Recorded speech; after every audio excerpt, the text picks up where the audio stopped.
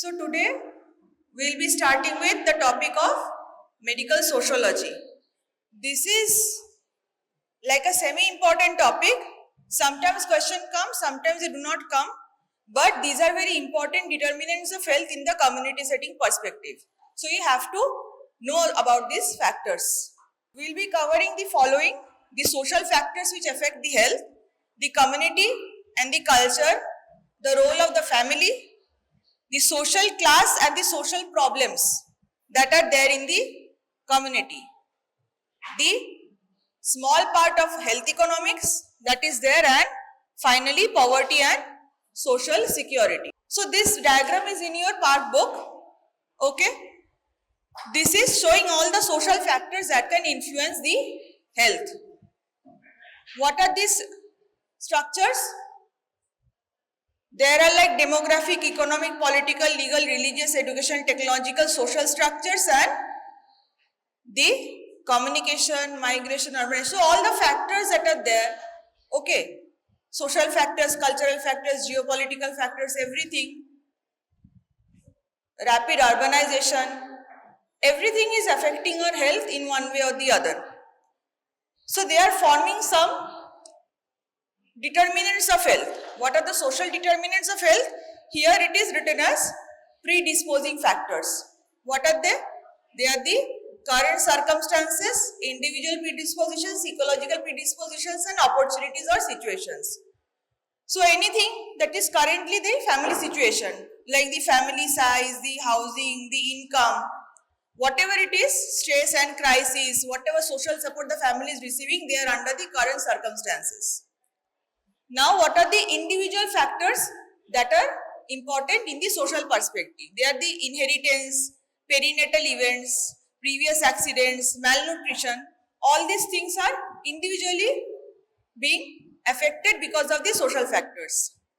There is the ecological predispositions like community values, socially prescribed roles, lifestyle. These are all affected by the surrounding of the individual or the community. They are affected by the surrounding factors, that is the ecological factors. And finally, what are the opportunities or situations, that is what is currently available to those in the society. What are those? These are access to health services, exposure to pathogens, availability of education, food, sanitation, alcohol, drugs, etc. It is like this. So what is opportunities? Opportunities in this case is defined as something that is available externally to the system or the patient or the individual or the family. Those are available from the external factors, not the internal factors like the family size. Okay? All these factors are affecting the health of the individual and the community as a whole. Next, we are going to start with the community and culture. So, firstly, we will define what is community. By the WHO, it is said that a community is a social group. They are either in a same region or they are supported together by common values. So, they are either determined by geographical boundaries or they are sharing some common values and interests.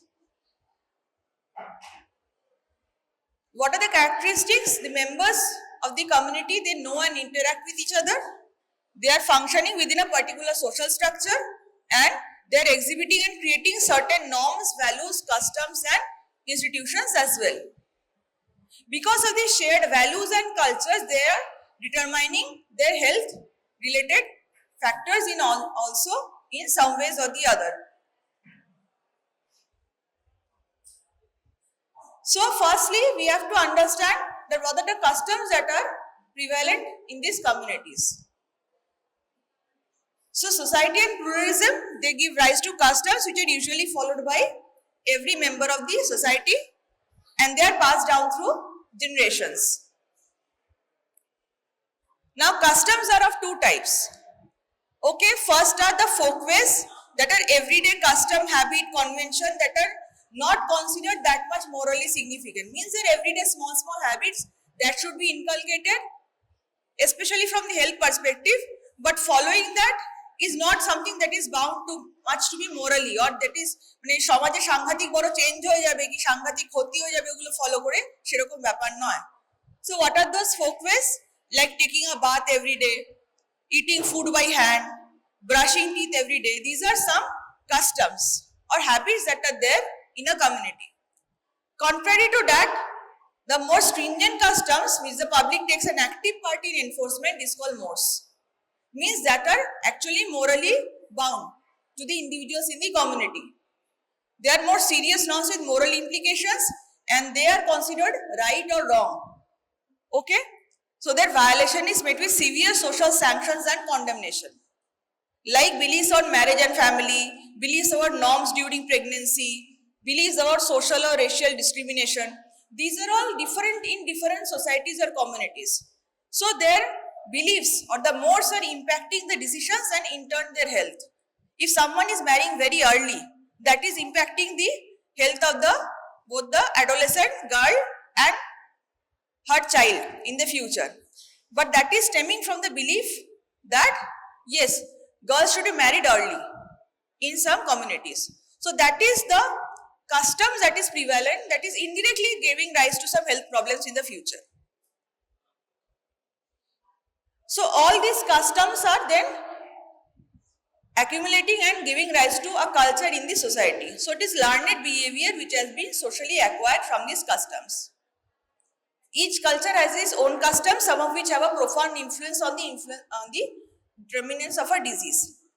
And not always all cultures are or customs are bad or good. Some customs are good, some customs are bad. Like good customs are maintaining cleanliness by waste baskets, immunization of children. There are some customs in a prevalent, for example, in a village that is good. And then there are some bad customs like chewing pan, gutka, smoking tobacco, indiscriminate disposal of excreta, open defecation. These are also some bad customs that are prevalent in the society. Now, what is acculturation? This is a question that comes as a short note often in your exams. Acculturation is culture contact. It is a diffusion of culture both ways upon interaction between two different types of cultures. That is when two different cultures are coming in contact with each other, they are sharing some customs between them. So that is called acculturation. It has both good and bad aspects. For example, what introduction of scientific medicine, change in food habits, widespread use of tobacco can be spread in this manner from one custom to the other. And how they are spread? Traditionally, they were spread through trade and commerce, industrialization. Nowadays, they are spread through social media, television media, radio in this way. So they can be spread through radio, television, cinema, trade and commerce, industrialization, propagation of religion, education, conquest and colonialism. Historically, acculturation has taken place in this manner. Some cultures are coming from another culture, some customs are coming from another culture, and some of our customs are going to different cultures. So it is a exchange of cultural information that can have a significant effect on health in the individuals of the society. That is called acculturation.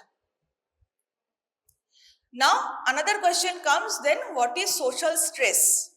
In a community, what is happening about the social stress? It usually occurs in transitional societies undergoing a lot of change. For example, right now, in our society, in the Indian society, it is going through a transitional change. That is, epidemiological transition is occurring, some lifestyle changes are occurring. So all, and some in our job prospect also, in our education prospect also, there is much more of competition. So nowadays, there is social stress in achieving something in our community as well. That is leading to some unhealthy lifestyles. Like conflict between new opportunities and frustrations, because the society is changing, times are changing, so that is why social stress is occurring. Pressure is mostly felt when the young people feel little control over their own destiny and greater competition is there, inadequate resources are there due to rapid population expansion. That is wave of migration from rural to urban that can cause some urban congestion that can give rise to many other diseases. Media exposing ideas which are culturally new to people who particularly did not know about that culture, and then they are adopting it, showing because they are seeing the media. tourism, change in technology, unrealistic commercial interests, etc., etc. So this is social stress. They can lead to causation of some physical disorders like NCD-disease, diabetes, hypertension, dyslipidemia, cardiovascular disease, and they can also create some psychosocial disorders, psychosocial stress also, because particularly there is an absence of support system, because previously there were no social stress around those factors, so there has been no support system from the beginning, so the people who are dealing with it newly, they are experiencing this social stress. So now in the health and disease, what are the cultural factors? There is concept of etiology and cure. It can be supernatural, taboo, evil eye, past sin. So in the society, in some societies, what is there? They have some certain beliefs about the diseases. That maybe it has happened due to some supernatural forces or some taboo or some past sin. Okay, and some physical factors also, that weather is bad, that is why the diseases are occurring. So these are some cultural factors that are impacting the perception about the health. For example, this Aedes aegypti, this was believed to be some pattern center smallpox before actually the variola virus was discovered. So everyone was thinking that whoever was getting affected by smallpox in the Western countries, they were being cursed by this scent. So this was one cultural belief that was there. Then there is the environmental sanitation.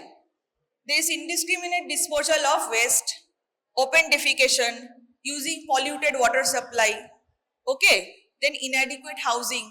All these are some cultural factors that is propagating bad health. Then there are some food habits and customs like vegetarianism due to religious belief, not taking beef or pork. These are some practices that are there in certain communities. Then heat generating food. There are some people are classifying food like they are generating heat in the body, গা গরম করে দেবে আর হচ্ছে ঠান্ডা খাবার যেগুলো ঠান্ডা লাগিয়ে দেবে, এরকম ভাবে দে ক্লাসিফাই দ্য ফুড। যেমন মিট, ফিশ, এগস, জ্যাগারি এগুলো গা গরম করে দেবে, পেট গরম করে দেবে, ঠিক আছে, শরীর খারাপ হয়ে যাবে। অ্যান্ড কোল্ড ফুড যেগুলো খেয়ে ঠান্ডা লেগে যাবে, like card, milk, vegetables, lemon, এগুলো খেলে ঠান্ডা লেগে যাবে। even it doesn't matter whether those food are themselves cold or temperature, ওটা খেলে ঠান্ডা লেগে যাবে। There are some beliefs about that. Okay, non-boiling of milk, eating and drinking leftover food. Okay, then sadhus taking bhang, gaja, choros, etc. So these are some customs that are present in certain communities that they follow, and they have certain strong beliefs about that, but that can inadvertently affect their health. Then mother and child health can be affected by that. How? There are some prevalent good practices, so-called good practices like prolonged breastfeeding, oil bath, massage, sun exposure. They are considered good because in some maximum communities, okay, taking an oil bath, massaging the baby, these are affecting the health in a positive way. But there are some negative factors also, or customs also, that are affecting the health, like forbidden food in pregnancy, delivery by untrained diet. They will not go to the hospital. There are some villages still now, they will not go to the hospital and deliver their babies. They are applying kajal to ward of evil eye. So these are all beliefs that can affect the mother and the child health in a negative way, one or the other. So this is all because of this cultural influence that can affect the social context, that can affect the beliefs of the husband, the family, the mother-in-law, etc. And that in turn will affect the beliefs and the practices done by the pregnant mother with her child. So these cultural factors can affect the whole system or the whole life cycle. Then there is personal hygiene, about oral hygiene by bathing, shaving, smoking, sleeping on ground, not wearing shoes. All these things are learned behavior by the individuals in the society. Then there is about sex and marriage, that is difference in marriage ages of males and females, that there should be a difference. The female should be like very young and the male should be like above 30 or something, then only the marriage is good. Okay, so these are some beliefs about that. Then there is perception of menstruation as unclean, that is one social perspective. Then women are forbidden to have intercourse during this time. This is also one forbidden perspective about the sexual health and the menstruation in the woman. So these are all cultural beliefs that can shape the health factors. So in community medicine, what is there? Apart from looking at the medical condition itself, we have to also look at the social factors that are giving rise to these health conditions. So everything, that is a medical, one part is a medical diagnosis and another part is the psychosocial diagnosis, because these factors are also affecting the health. When you will talk to the patient, you will understand, maybe later in the OPD, during your internship, you will understand that the patient will have their own theory about what caused their disease. Okay, so that belief is shaping their practices in the regular life about how they are maintaining their health. You will have a hard time to make them understand that that is a bad practice or that is some practice that you have to adopt. So this is modifying a belief is the most difficult part in the community. Right now the public health, every program is battling through the taboo or the social belief about some certain disease like tuberculosis, like HIV AIDS. A main part of the program is breaking the stigma or the taboo or making the people understand that some of their habits are wrong. That is a very important part of their awareness programs and all the undertakings that are going on in the government level. So that is the main part. So you have to understand the sociology aspect of each disease, because in India it matters a lot, okay, in regular practice. So now you have understood about the culture and the customs. Now you have to come to the basic unit of adoption of this culture and the custom, that is the family. That is the basic unit in the community. Okay. So the family is a group of, you know this, if family are group of related individuals by blood, marriage or adoption.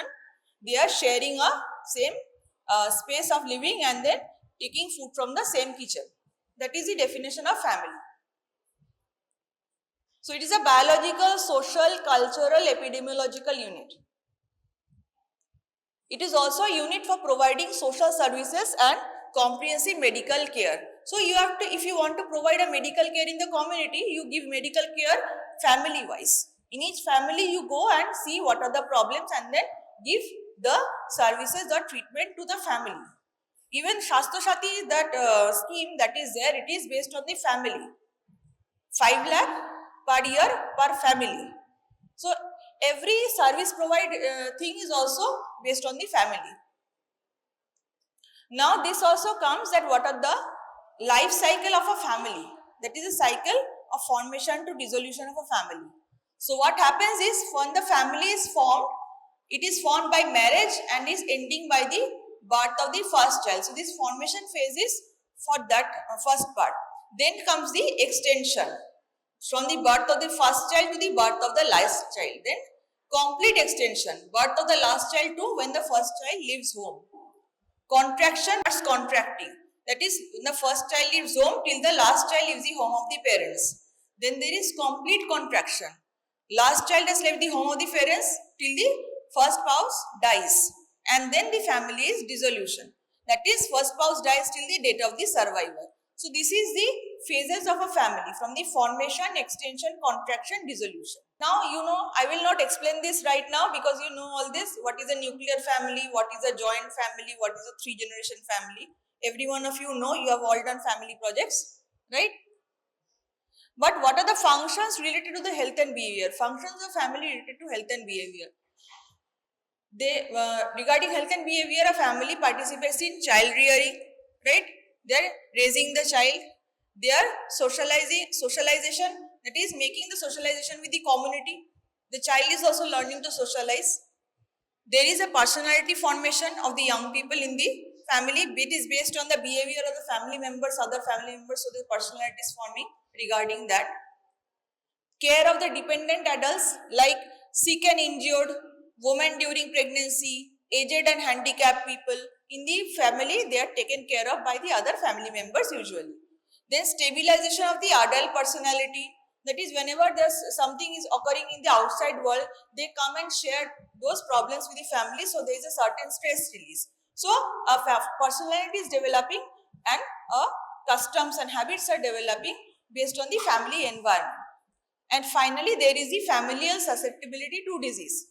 That is, some family members are prone to some disease, for example, NCD diseases, Every generation in the family has a high chance of cancer or stroke, right? So there is a familial susceptibility to disease as well. Now, many of you have the question about what is the difference between a broken family and a problem family. So, broken family is where the parents have separated or death has occurred to one or both parents. There is a single or dual parental separation of the child in the young age. So, what happens is, in the future, what can happen in this broken family is, children in such families might display some psychopathic behavior, immature personalities later in life. They might, not always. But if there is a certain person, adult person that is displaying such behavior, if you inquire into their family history, you might find this. So this is a broken family that can give rise to certain problems in the future. And what is a problem family? A problem family is the family is not like any parent has died, but the standards of life are far below expected minimum and they lag behind the rest of their community because they are not functioning properly as a family. They are unable to meet the physical and emotional needs of children, and that can be due to a different number of factors like backwardness, poverty, illness. There is long-standing illness. There is mental and emotional instability among the adults. There is the marital disharmony, interpersonal violence, child labor, addiction. All this can cause the problem family. That is, a family is not functioning in the usual manner. So that is a problem family. Now, how does a family function in perspective of health and disease? In childhood, there can be certain factors, certain factors that can give rise to health problems like delinquency. That is not following the rules or committing crimes during childhood or adolescence, right? That is delinquency. Then there is mental disorder due to marital discord, prenatal rejection, institutional rearing, poverty, low socio-economic status. These are all there during the childhood. Then there is the adolescence period when there is inappropriate sexual behavior, alcoholism, drug dependence, accidents. All these things can happen in the adolescence. Then during parenthood, what happens? There can be teen pregnancy, teen marriage, okay. Then there is problem family, differential treatment between children, okay. So this can happen during parenthood. And aging, that is prevalence of chronic conditions, that is increasing the demographic burden, means the dependence of the older adults on the family, that is increasing. Then severely limited old age income support. There is income decrease also when the persons are becoming old and retired. So that can also cause some discrepancy in the health and other determinants in a family. So this is the role of the family in health and disease. Now we come to the social problems followed, that is dependent sometimes on all these factors of the family, community, and also the social class of the individuals. So what is social class? Now social class is impacting everything you are seeing in this diagram. This is one individual who has a certain age, sex, and certain hereditary factors. What are they impacted by? They are impacted by lifestyle factors. Then that is impacted by the social and the community networks. And they are in the society which has agriculture, education, work environment, working conditions, unemployment, other things, housing, healthcare services, whatever the individual is getting in the society. And finally, there is a general socio-economic, cultural and environmental conditions like pollution, rapid urbanization. All these things are affecting the overall health of the individual. And the social class of that individual, that is, there are the low income status or the high income status, or the lower class or the higher class, that is impacting the factors in every stage of this individual's life. That is impacting everything or changing everything what the individual experiences in their lives. A higher social class, usually they are having smaller family size, they are having fewer number of children, they avail more healthcare and even preventive services sometimes, okay. And in this class, the ancillary diseases and the lifestyle diseases are more prevalent. And in the lower social class, what happens is there is usually a bigger size family, okay. There is more children, there is early marriage for women, there is teenage pregnancy, they consult doctors less often, they use less service, health service, they utilize less service, do not go to doctors. Okay, they are having mostly the diseases of the skin, eye, diarrhea, all the infectious diseases, respiratory disease. Those diseases are more prevalent in the lower social class. So everything that the individual is experiencing, it is depending on their own social class. So ultimately, all the factors that is giving rise from their customs, beliefs, families, and social class are giving rise to social problems later. So social class can affect the physical environment the individual is experiencing, like we saw in the last diagram. They are experiencing what services they are getting access to, what health services they are getting access to. If they are living in some very remote area and they do not have much access, then they are not going to doctors, they are not going to health centers, right?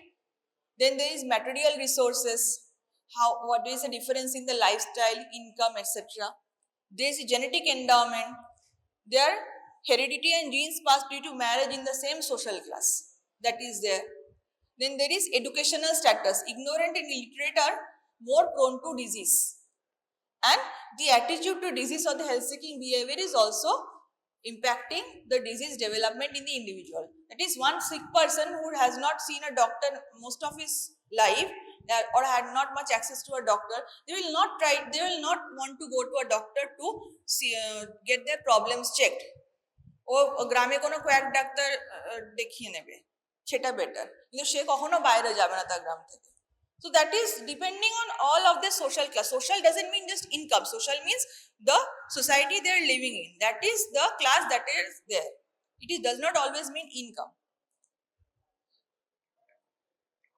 So these are giving rise to some social problems. Some important social problems in your perspective is alcoholism and drug dependence. Now this part is there in the part chapter of mental health, these all definitions. Just I want to highlight that what is defined as drug, right? It is any substance that when taken into the living organism may modify one or more of its functions. So that is the definition of drugs. And then many of you have asked me what is abuse and what is dependence, the difference between them. So this is true in case of drug also, in case of alcohol also. That is, abuse is defined as self-administration of something, okay, that is in frequencies and quantities that is affecting the health of the individual. So you are taking some drug or some alcohol and they are affecting your behavior, which may impair an individual's ability to function effectively and result in social, physical or emotional harm. So in that case, it is a drug abuse or the alcohol abuse. But what is dependence? It is described as a state of psychic and sometimes also physical, and it always includes a compulsion to take. It is including a compulsion to take that. So you are feeling a compulsion or need to take that drug or alcohol always on a continuous or periodic basis in order to experience its psychic effects and sometimes to avoid the discomfort of its absence. So that is when you are dependent on the drug or alcohol. Okay. So this is a difference between abuse. So abuse means just using it in a harmful way, and dependence is when you are having a compulsion to take it regularly, otherwise you are not functioning properly. So that is the difference between abuse and dependence. So there is the drug addiction, as we said, due to curiosity, natural tendency to experiment, or maybe disturbed home environment, desire to escape, or maybe impact of media. So that is encouraging or enabling some people to take these drugs. There is a psychological dependence, there is a physical dependence, and then there is tolerance. Psychological dependence means that compulsion or craving to take that certain drug. Then physical dependent is when you are not taking the drug, they are having withdrawal of some kind. And finally, tolerance development is when they are not being affected by the small quantity of the drug, now they need to take more. So they are developing tolerance for higher doses. Then there is management, how to manage this social problem. There is no easy way obviously, but the steps of managing, broad steps of managing are, you have to identify the motivation behind taking this drug. Why they are taking this drug? You have to tackle that motivation. Then you have to hospitalize them for detoxification, followed by counseling, then follow up, and finally rehabilitation into society. This is a broad perspective, but usually it starts from taking them to a drug de-addiction center. Okay, after they're detoxified, then they are sent to a drug de-addiction center and they are followed through therapy, counseling and finally rehabilitation. How to prevent this? You have to educate the target groups about the dangers of drug use, and then there is the law also, that is the Narcotic Drugs and Psychotropic Substances Act. So this is the act that is related to this combating the drug dependence or the drug addiction problem. Then there is the alcohol abuse. So it can lead to crime, murder, neglect, domestic violence, then malnutrition it can cause, some diseases it can cause like liver, cirrhosis, cancer, and then it can give rise to many other social problems like indebtedness, employment, child delinquency, then there is road accidents and even prostitution in some cases as well. So there is increasing percentage of consumption by the young people in the especially of alcohol, and at-risk groups are those having rapid socio-economic and cultural changes who are being experiencing many different types of cultures and many different types of exposure to the rapid changing scenario. So they are thinking that taking alcohol means you are increasing social class, prestige.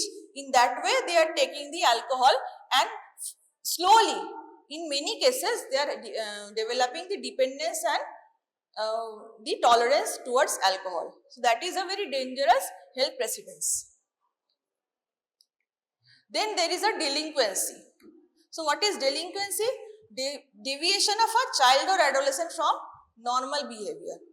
So the child delinquents or the adolescent delinquents, they can do theft, sexual offense, burglary, murder. So these are cases of delinquency. There is that is due to social maladjustment or maybe poverty or problem family or alcoholism or drug addiction. This can give rise to delinquency, and there are some acts in place to prevent that or combat it, that is the Children Act of 1960 and Juvenile Justice Act of 1986. So there are some juvenile courts, child courts, then child welfare boards, remand homes, certified schools. In this infrastructure, the juvenile delinquency cases are managed. And then there is the another social problem called the dowry system. That is a social evil leading to bride burning, suicides and murder. Okay, so these are the symptoms of societal corruption of an old custom. So there is an old custom, maybe it was started with one intention but it was corrupted and now it is become a social evil. So the legislation is the Dowry Prohibition Act of 1986, that is the original act that is tackling this dowry system. Punishment is minimum 5 years of imprisonment and a fine of 15,000 or the dowry's value whichever is greater, and even abatement to taking a dowry or asking to take a dowry will also incur punishment. Then the prevention requires a sustained effort to eliminate the root cause. So the prevention to this is going into the society and making them aware that dowry system is a evil system or an evil custom nowadays. So that is a social problem about dowry system that can lead to many other problems like murder, then maybe neglect of health and etc. So these are the social problems that are there. Now how it is managed on the overall society level, the social problems, there are some social welfare boards, right, social services like Ministry of Social Welfare and Women Affairs is there. They are having different organizations or boards under them. That is, they are targeted towards welfare, training, healthcare, provision of women's hostel, legal aid and support. So that is there to tackle these social problems from the ministerial level. Then there are the community services like from the center, then state, then the local government. Now whatever these community services are there, they are based as you can understand from the community level. So from the ground level itself or the community level itself, there is rules or laws that is made or some policy it is made at the ground level, those are followed and these social problems are tackled. Not from the center to the ground level but from the ground level to above, that is the bottom up model. So in urban areas, the municipal corporation has some rules, and in the rural areas, the Panchayati Raj institutions are there. Like in the village level, there is Gram Panchayat, block level, there is Panchayat Samiti, and district level, there is Jila Parishad. So all these levels of administration, what they do is, they try to tackle the social problems at that level. Even there is some small justice courts also in these tables that are constituted to deal with the social problems. Then there are some laws in place that are there to tackle these problems, like Prevention of Food Adulteration Act, Medical Termination Pregnancy Act, ESI Act, Factories Act, Maternity Benefit Act, Children's Act, then Birth and Death Registrations Act, Epidemic Disease Act and Juvenile Justice Act. So these are all there laws in place to regulate the individual and the community behavior as well. There are some cooperatives that are set up for conducting, cooperatives are something that are conducting profit or business in the society, but they are doing welfare in return as well, like helping obtain loans for farmers or women. There is the educational service. The national policy on education is there. That is, everyone should have free education at least up to 14 years. Mandatory free education. And then there is a recreational cultural activities that are promoting or tackling the social problems. That is, national and state academies to promote art, music and dance. There is All India Radio, Doordarshan channel. They are constantly showing these social welfare messages. And they are being propagated through this media. And nowadays, even through private media, radio, television, etc., the social messages are also being propagated. Now, everywhere there is like a PPP model, that is a public-private partnership model, where the government also takes help of the private entities also to spread these social welfare messages. Now, that was from the community administrative level of management of the social problems. There is the social problems can be tackled also when we know how the social problems can be eliminated. So we again conduct some research on it. But to conduct a research on a system itself is different from conducting a research on population or individuals. So the systems research, conducting a research on the system itself and then tackling and then managing or changing their policies or their rules by which the system follows. That is the operational research. So it is discovering and recommending the appropriate action. Like in any research, you are first of all researching it, identifying the results and then recommending appropriate action. Like in an epidemiological study, but here what you are doing is you are researching about a system, because a system is not just a one individual or one type of individuals. It is a complex networking and interaction in a community. So that is what is researched here. So you have to identify the problem, you are setting up the model scope, you are then conducting a small sample research and you are developing a hypothesis. What you do? You first take a sample, take the results and then develop a hypothesis. From that okay, there are ABC problems in this research that is there, that can be happening from the study we have conducted. Then we are deriving a solution and then we are testing the model with real data. Now we are applying this model or the solution to the whole system and seeing what are the results and establishing controls over the solution and then implementing the solution. Again, in the system, the operational research will go on. So any research on the system is like this. We will see some examples. So the research into strategies, intervention, knowledge that can enhance the quality, coverage, effectiveness or performance of the health system or program in which the research is being conducted. That is the operations research. For example, optimal area and population to be covered by a trained midwife. In a community or in a district, someone wants to know that how much area an ASHA needs to cover or a midwife needs to cover to provide adequate health services. So that is, some existing system was already there, maybe covered by a midwife. The operation research then went on to see how much the midwife is able to cover, and then they are recommending and implementing solutions so that the system is made more efficient. Then what is the ideal vehicle for local health workers? Study of bed loads, length of stay in hospitals, then turnover rates in a hospital. In a hospital setting also, when you want to study whether a hospital system is working or not, you do operational research. Because the hospital is running, you cannot stop a hospital and conduct research and then find out what is the problem and then again start the hospital. While the hospital is running, you are taking a small sample, seeing what is working, what is not working, coming up with a solution and then implementing the solution and seeing whether it is making the system efficient or not, or it is solving the problems or not. then queuing problems in the OPD, all these are solved by something called operational research. So the social problems or anything in community, if you want to study a system or want to rectify something in the system, you do a operational research. So this is another way of managing the social problems. And in the individual level, if you want to tackle the social problem, one is suffering on an individual level and you are a doctor, you can modify it by doctor-patient relationship. That is, this has been taught to you in the OSCE classes also, right? That there should be effective communication and the doctor should not just be ordering something to the patient that you have to do this and that. It should not be an authoritative communication. It should be a interactive communication. You have to also involve the patient's perspective in your treatment also. So there should be effective communication, not just authoritative role. The doctor should not show that they are superior to the patient.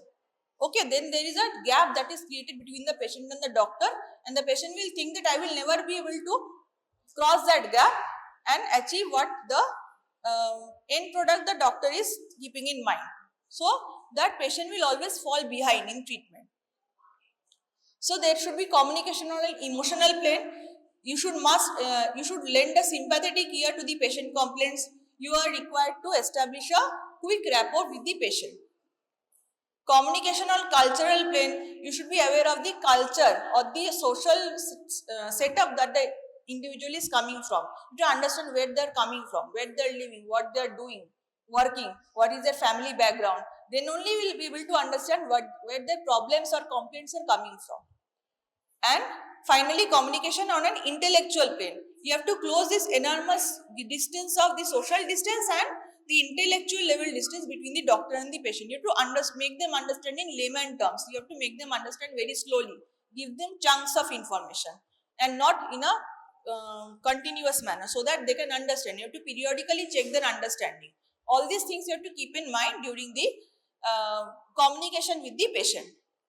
You have to establish the ideas, concerns, expectations. You have to understand what the patient is expecting from you and what idea they are having about the disease they are coming with. And then you have to maintain also the non-verbal communication. For example, eye contact, leaning forward, assuring them.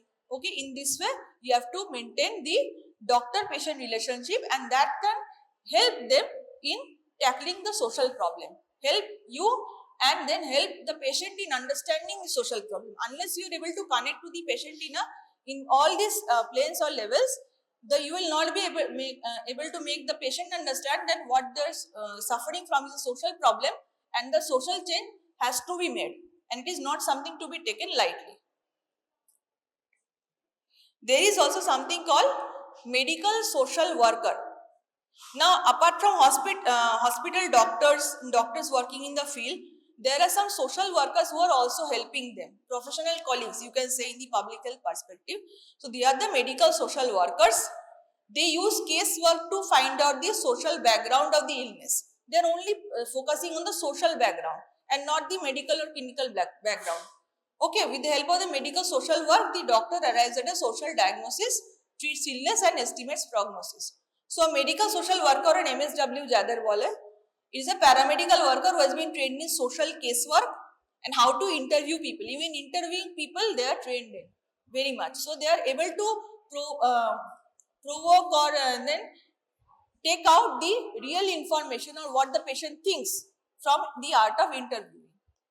They form a link between the institution and the community and their main job is to visit the family and probe into personal, economic, social causes of illness. They secure the help to the patient through community resources and they also help in the rehabilitation of some chronic debilitating conditions. Then they are also a very integral part of completing the diagnosis of the patient from the community health perspective. So that is the work of a medical social worker or MSW. Health economics, there is not much in your perspective in your syllabus. You just have to know some small terminologies and why they are important in the medical sociology. Firstly, sometimes comes is what is GDP, what is GNP. You just have to know this. It is asked sometimes but not a very important question. What is GNP and what is GDP? GNP is something that is the total value of all the products and services in a given population, okay, in a given period by a country's residents. Now that income can be done by the country's residents themselves, or they can be done by the NRI people, maybe in Indian perspective, the people who are from the country's residents but they're living outside. So their income of products and services, that is also calculated in the GNP, the gross national product, okay, or the gross national income, GNI যেটা আজকাল বলে. But what is GDP? GDP is the total market value of all finished goods and services produced within a country's borders within a period of time. So the GDP is whatever is produced within a country's borders. It may be done by the country's residents, it can be done by other countries' residents, but it has to be done within the country's borders, that is GDP. So firstly you have to get this idea in mind that what is GNI and GDP in the health economics. Then there is something called purchasing power, because all these things, whatever is there, it is influencing the lifestyle, overall services that the persons can avail in the society. So a little bit of health economics also you have to understand from the social perspective. There is something called the purchasing power parity or the PPP. Now this is an example of this PPP that will make you understand. In India, a burger is costing 200 rupees. Okay, fast food, it can affect health, right? So a burger is costing 200 rupees and in the US it is costing $5. Now you want to know what is the rate of currency, what is the rate of exchange, that how much this rupees against the dollar in terms of purchasing a burger, same burger. So it should be then $1 means 40 rupees, right? In terms of purchasing a burger, it is $1 is equal to 40 rupees, it should be like that. So the purchasing power parity of that burger is 40 rupees in terms of a dollar, but actually you are saying $1 is equal to 80 rupees, the actual exchange rate that is going on. So the Indian rupee is undervalued by 50%. So the PPP and the exchange rate is related in this way, but the whatever you are able to purchase in terms of $1 is called the purchasing power parity. So purchasing power parity is this 40 rupees that is there. So whatever you are able to purchase in your country in terms of $1 in this United States, that is the purchasing power parity of your currency. Okay, but that is not equal to exchange rate. So that is the difference between exchange rate and purchasing power parity. This is an example to make you understand. So all these things are used to determine the poverty level. Now this is a very important question. Poverty index বা poverty কি কি factors আছে এটা নিয়ে কিন্তু question আসে. Rangarajan committee had determined that there were around 30% poor people in the country in 2014, and recently there are many other committees set up. In 2023 it was said that 26.9% were still in poverty. Okay, poverty has many factors. So in Indian perspective, what are the factors behind poverty? Because that is also causing many other social problems, right? So what is poverty? Poverty is defined as expenditure required for daily calorie intake of 2400 calorie per person in rural areas and 2100 calorie per person in urban areas. So whatever expenditure is required to consume that level of calorie per day per person is the level of poverty line, and below that if you go, if the person is not able to consume that many calories per day, then their person is living below poverty line. Okay, or in monetary terms you can say they have to earn at least rupees 328 per month for rural areas and 454 for urban areas. So this is a committee that was there in 2014 that was determining the line of poverty. So this is the definition. Basically by this you have to say the definition of poverty, objective definition of poverty. It is a main cause of low life expectancy, low birth weight babies, high mortality rate, handicap and disability, mental illness, stress and social problems. So there are some medical causes also of these medical conditions, but these are the main social problem behind this medical conditions is poverty, in India especially.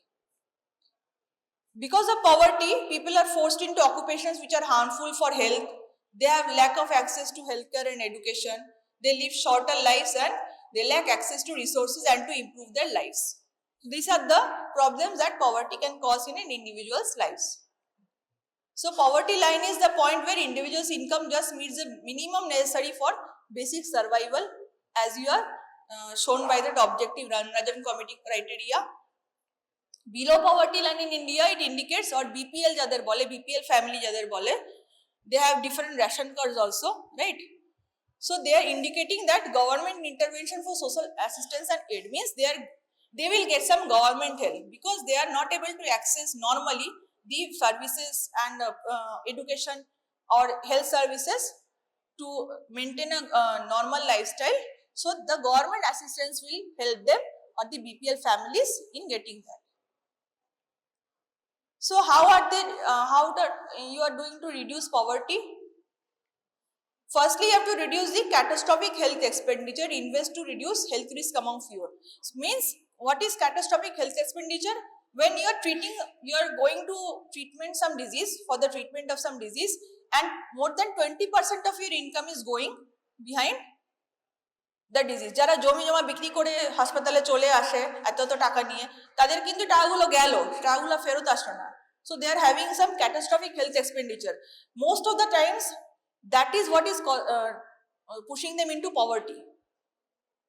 They were not maybe BPL families before, but because of catastrophic health expenditure, maybe for a long treatment of cancer, tuberculosis, what happens is the family is pushed into poverty. That is a problem that is there.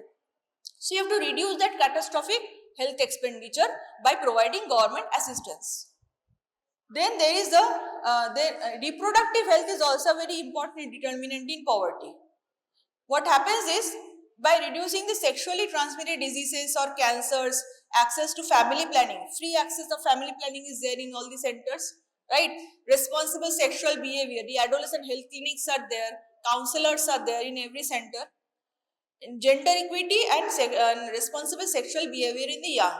So if you maintain all this, then the family is there is less chance of being pushed into poverty in later life, right? So reproductive health should also be maintained well in a family, so that the family is not pushed into poverty later because of all these risk factors. Then this is just a diagram just to keep in mind. Like a hunger index, there is also some poverty index. Poverty index basically is based on health factor, education factor, and living standards. So these are the three dimensions of poverty that can be there in the multi-dimensional poverty index, because it is not based just on the income.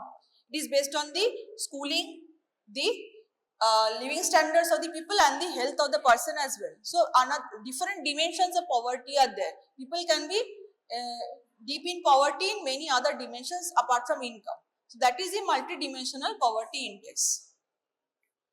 Now, to combat this poverty, there are many social security and social assistance schemes. This is also very important, because this comes as a question in itself.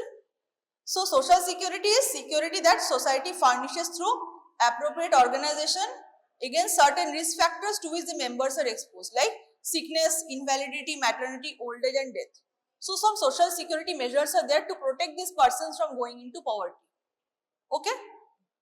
So for industrial workers, there is the Workmen's Compensation Act, Central Maternity Benefit Act, ESI Act, Family Pension Scheme. For the civil servants, there is a CGHS schemes. Okay, central government then health schemes.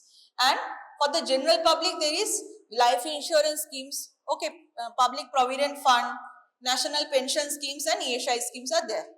So all these social security schemes are there to protect a person from going into poverty. And there are some social assistance schemes. It is referring to the assistance rendered by the government to the needy persons without asking them to make any contributions. Okay. So social assistance, social security was to protect the person from poverty. Social assistance is government is giving them extra money so that they are not going into poverty. So the government is assisting them in some ways or the others. So there is a national social assistance program for elderly widows and persons with disabilities. There is the Indira Gandhi National Old Age Pension Scheme, National Widow Pension Scheme, National Disability Pension Scheme, National Family Benefit Scheme. All these are there. In West Bengal, in state-wise also there are social assistance schemes. Here there is Vriddha Bhata for the old age, like old age pension scheme. There is Vriddha Bhata in Bengal. Then there is the Annapurna scheme. 10 kg of free rice is provided every month to each senior citizen. So the senior citizens who are not covered by these benefits, they are given like a ration 10 kg of free rice every month. So that is a social assistance scheme. Then Shastro Shati is also a social assistance scheme in Bengal. In West Bengal, health cover up to 5 lakh per year for secondary and tertiary care to all families. So that is another social assistance scheme that is there given to the people in West Bengal. So this question also comes that explain that social assistance schemes, Shastro Shati scheme. So that is there.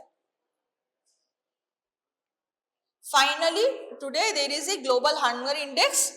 Okay. So global, this can come as a short note in itself. What is a global hunger index? Because this has been in the news recently for several years, right? Global hunger index is an index formed from 3 dimensions.